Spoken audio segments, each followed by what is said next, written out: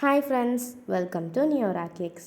எப்போவுமே பர்த்டே கேக்காக பார்த்து எனக்கும் போர் அடிச்சு உங்களுக்கும் போர் அடிச்சு கண்டென்ட்டே போரிங்கில் தான் போயிட்டுருக்கு. இன்றைக்கி ஒரு சேஞ்சுக்கு பேஸ்ட்ரீஸ் பார்க்கலாமா? எங்களுக்கே பீஸ் கேக் ஆர்டர் வர்றது ஆடிக்கு ஒரு தடவை, அமாவாசைக்கு ஒரு தடவை தான். இந்த முறையும் 2 kg eggless piece cakes order இருந்துச்சு. இந்த ஆர்டரை கஸ்டமர் 1 டேக்கு முன்னாடியே ப்ளேஸ் பண்ணிட்டாங்க.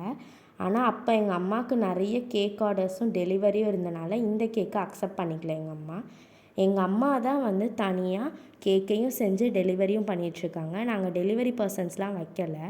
ஸோ 1 டே மினிமம் ஆர்டர்ஸ் தான் சொல்லிட்டோம்.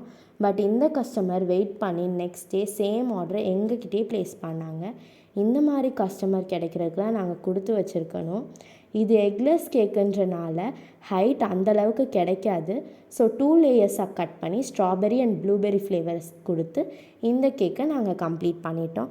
உங்களுக்கு பேஸ்ட்ரீஸில் எந்த ஃப்ளேவர் ரொம்ப பிடிக்கும்னு எங்கள் கூட கமெண்ட்ஸில் ஷேர் பண்ணிக்கோங்க. பாய்.